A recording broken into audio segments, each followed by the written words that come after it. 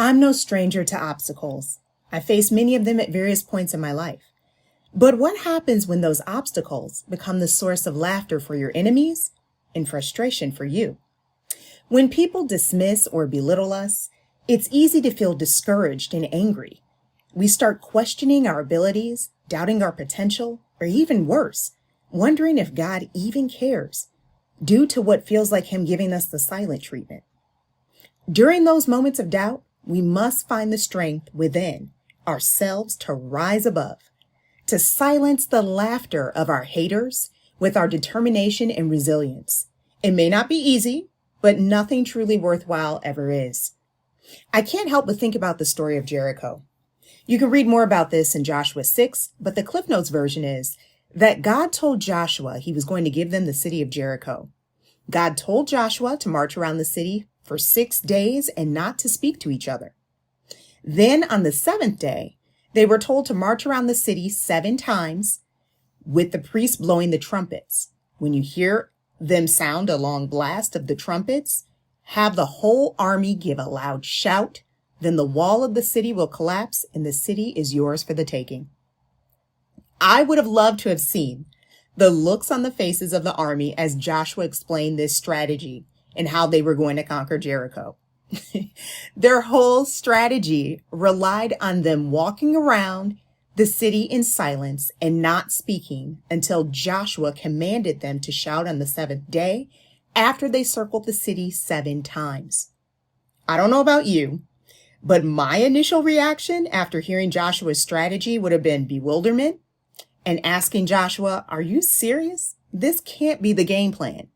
Then I would have shared all my concerns. I'm sure I'm not the only one who feels this way. Armies are accustomed to fighting, not marching around in silence. The other part of my concern would have come from my desire to keep my pride intact. Whenever I read this story, I always picture the people inside the walls of Jericho pointing and laughing and making jokes about the Israelites. I'm pretty sure we can all agree that this is not the type of strategy we would expect an army to perform to win their battle, right? Have you ever thought about how much pride is a major theme of this story? If the Israelites were too afraid to follow Joshua's instructions for fear of what others, in this case, the residents of Jericho, thought about them, they would have missed out on conquering Jericho. On the other hand, the residents inside of Jericho were so prideful that they dismissed the Israelites' ability to conquer them. They weren't operating in stealth mode, all right? The Israelites did not wait until nighttime to take the city by storm. Instead, God put the Israelites on display for everyone to see as they silently marched around the city.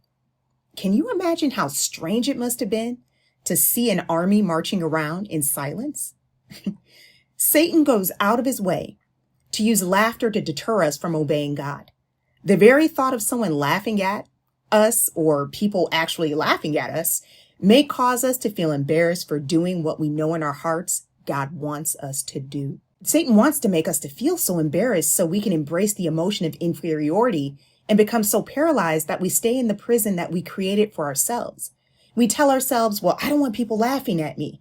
I want people to take me seriously, so I better not do anything at all. That's why Satan goes out of his way to use embarrassment as a tactic to persuade us not to follow God. Satan knows that we don't want to destroy our fragile egos. Speaking from personal experience, I've definitely had to place my pride on God's altar. For the past 3 years, I've been living out the story of the persistent widow in Luke 18, who was trying to get justice. If you want more details, check out the show notes, but here's the Cliff Notes version. I was the victim of a full gut rehab scam. So I was sold a home that literally does not have a heating system and a defective ceiling. Long story. God placed it on our hearts to represent ourselves in this lawsuit. After all, it's easy to see if we're lying about the situation. I mean, you cannot make up not having a heating system or the fact that there's a defect in our ceiling.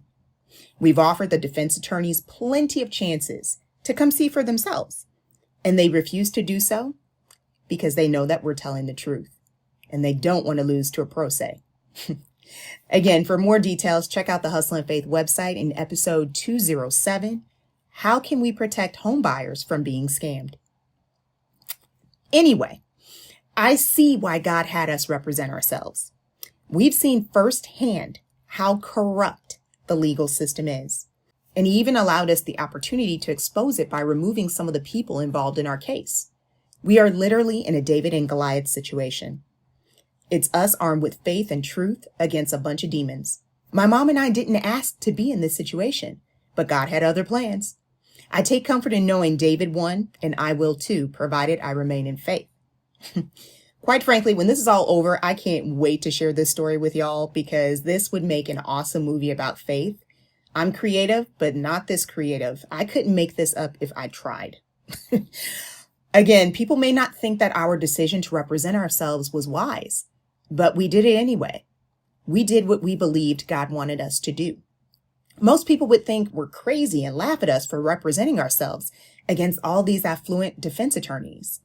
I want you to always remember that laughter tends to be a defense mechanism when ignorance or pride prevents them from understanding why someone made a particular decision, especially if someone's decision goes against what people think or believe someone should have been that person's decision.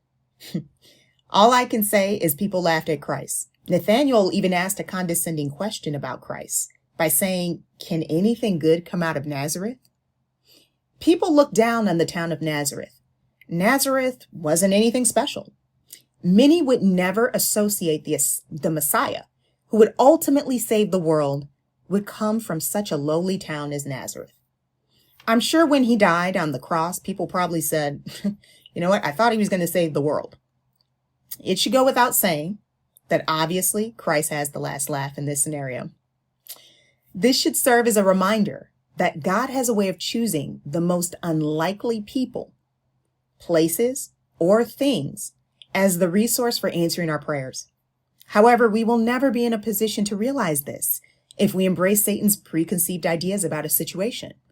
If we don't guard our minds, Satan will place preconceived ideas in our heads and tell us that if we do this or that, they're going to laugh at us because of XYZ. Do not listen nor allow those negative thoughts, ideas, or suggestions to roam free in your mind. Satan plants the seed that we will be embarrassed as a way to deter us from doing anything. He doesn't want us to react and do what God wants us to do. Satan knows that when we reject fear and allow our faith to take over, we are unstoppable.